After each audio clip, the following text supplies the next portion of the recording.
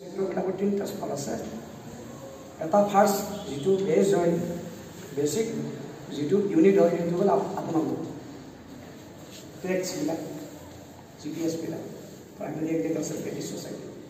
এইটো হ'ল cooperative ছেক্টৰৰ basic যিটো আমাৰ বেছিক তাৰ ওপৰত আছে ডিষ্ট্ৰিক্ট চেণ্ট্ৰেল কোঅপাৰেটিভ বেংকবিলাক আছে, আদাৰ ষ্টেটত আছে। কিন্তু আমাৰ অসমত আছিলে এটা সময়ত, আজি প্ৰায় ধৰক একজেক্টলি মোৰ চনটো মন নাই, আপোনাৰ 25 বছৰমান আগতে এইটো কি কৰিলে, আমাৰ অসমত এমালগেমেট কৰিলে, তাৰ লগত দিলে এই মাজৰ যিটো ষ্টেপ আছিলে ডিষ্ট্ৰিক্ট কোঅপাৰেটিভ বেংক বুলি যিটো আছিলে, এইটো আমাৰ এপেক্স বেংকৰ লগত ষ্টেট কোঅপাৰেটিভ বেংকৰ লগত কি কৰি দিলে, মাৰ্জ কৰাই দিলে। গতিকে অসমৰ ক্ষেত্ৰত মাত্ৰ দুটা ষ্টেপ আছে, সেইটো হ'ল আমাৰ এপেক্স বেংকটো আৰু আপোনালোক কোঅপাৰেটিভ ছেক্টৰ। কিন্তু ঠিক আছে, কিন্তু আদাৰ ষ্টেটবিলাকত কিন্তু সদায় মনত ৰাখিব তেওঁলোকৰ দুটা ষ্টেপ আছে। গতিকে আপোনালোকৰ গধুৰ দায়িত্ব আছে আৰু এতিয়া বহুত দায়িত্ব দিলে। গতিকে আপোনালোক ৱেল প্ৰিপেয়াৰ্ড হ'ব লাগিব। তাৰ কাৰণে এইবিলাক মই কালি কৈছোঁ কিছু কথা, সেইকাৰণে এইবিলাক গোটেই কম্পিউটাৰ টেক্সৰ পৰা আদি কৰি নানান ধৰণৰ চৰকাৰে আপোনালোকক এইবিলাক প্ৰগ্ৰেমবিলাক দি আছে, আঁচনিবিলাক দি আছে। গতিকে তাৰ কাৰণে আমি এটা আপোনালোক এটা ফাইনেন্সিয়েল ইনষ্টিটিউশ্যন মনত ৰাখিব, আপোনালোক এটা ফাইনেন্সিয়েল ইনষ্টিটিউশ্যন। গতিকে বেংক গতিকে আমাৰ কাৰণে যিবিলাক এপ আছে, সেই এপবিলাক সমানে আপোনালোকৰ ওপৰতো প্ৰযোজ্য। গভৰ্ণমেণ্ট অফ ইণ্ডিয়াই বা RBI যিবিলাক আমাৰ এপ আছে, সেই গোটেইবিলাক এপ আপোনালোকৰ ওপৰতো সমানে প্ৰযোজ্য হয়। সেইকাৰণে কাৰণ আপোনালোকক ফাইনেন্স ইনষ্টিটিউশ্যন, গতিকে আমাৰ ফাইনেন্সিয়েল ইনষ্টিটিউশ্যনবিলাকৰ এটা ডাঙৰ অসুবিধা কি হয়, আমাৰ এটা ডাঙৰ বস্তু আমাৰ এটা সকলোকে বিপদত পেলাইছে, সেইটো হ'ল NPA। এই বস্তুটো কি NPA মানে হ'ল কি নন পাৰফৰ্মিং এছেট। আপোনালোকে এছেট মানে কি এতিয়া সকলো জানে, এছেট মানে লাইবিলিটিজ মানে দুটা ভাগ থাকে, এছেট এটা ভাগ আৰু লাইবিলিটি এটা ভাগ। মানে এছেটবিলাক মানে কি অসমীয়াত কি সম্পদ, কত ক'বাগলি এছেট মানে সম্পদ। এই যেনেকৈ লেণ্ডেড বিল্ডিংবিলাক এই কুৱেশ্যন আহিছে এছেট এনে নহয় এছেট, ঠিক তেনেকৈ আৰু এছেট কোনবিলাক যিবিলাক আপোনালোকে যিটো কৰে, যিবিলাকক আপোনালোকে ধাৰ দিয়ে, যিবিলাক আপোনালোকৰ লোন যাক আপোনালোকে ধাৰ দিয়ে, সেইবিলাকো আপোনাৰ লোনটো আপোনালোকৰ কি হয় এছেটত পৰে, হয় নহয় এছেট। সেইকাৰণে এইটো এটা লোনটো এটা এছেট। দেখাত লোনটো কেনে এছেট যেন নালাগে, হয় নে নহয়, কিন্তু একচুৱেলি আপুনি যিটো লোন লয় সেইটো কিন্তু এছেট নহয়, সেইটো লাইবিলিটিজ হয়।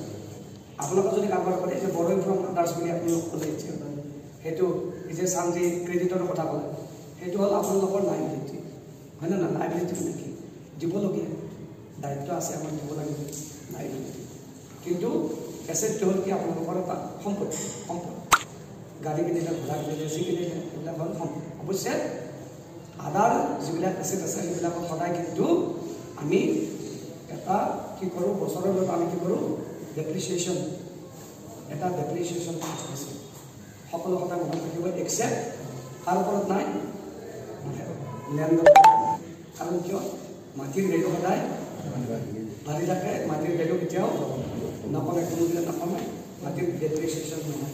কিন্তু আদাৰ দেন লেণ্ড বাকী যিবিলাক এছেট আছে, যি এছেটেই নহওক আদাৰ দেন লেণ্ড সকলোৰে কিন্তু ডেপ্ৰিচিয়েশ্যন আছে আৰু ভাগ আছে। তাৰে আপোনালোকৰ ছ'চাইটি হেৰিমতে যি গাইডলাইন দিছে সেইমতে কৰিব আপোনালোকে, কিন্তু বাকীবিলাক কিন্তু এইটো কথা সদায় মনত ৰাখিব, যেতিয়া আপোনালোকে বেলেঞ্চ শ্বীট কৰে সদায় কিন্তু ডেপ্ৰিচিয়েশ্যনটো নকৰাকৈ নাথাকিব। যদি নকৰে তেতিয়াহ'লে কি হ'ব, আপোনাৰ লাভটো বেছি হ'ব দেখা, কিন্তু আপোনালোকৰ কিন্তু ডেপ্ৰিচিয়েশ্যন নকৰিলে সেই বেলেঞ্চ শ্বীটখন ভুল হ'ব।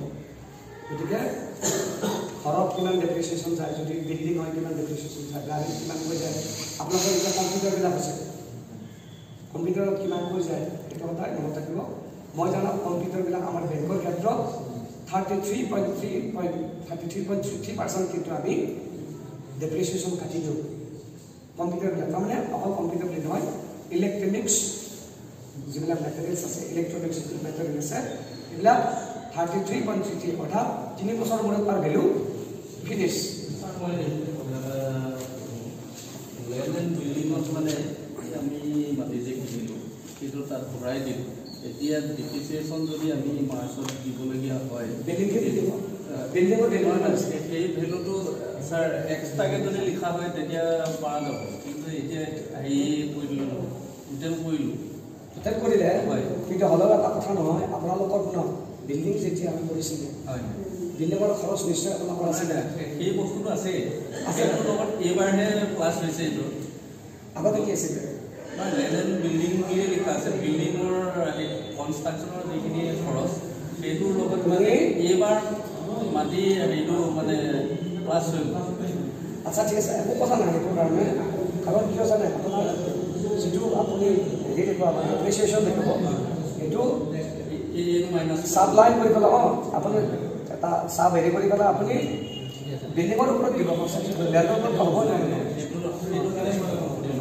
আৰু এছেটটো হ'ল এইটো ডেপ্ৰিচিয়েশ্যন আপোনাৰতো এইটো সিদ্ধান্ত যাব নেক্সট সিদ্ধান্ত যাব খৰচত যাব এইটো হা সেইটোতো আৰু এছেটৰ নাই গতিকে সেইটো এটা চিন্তা কৰিব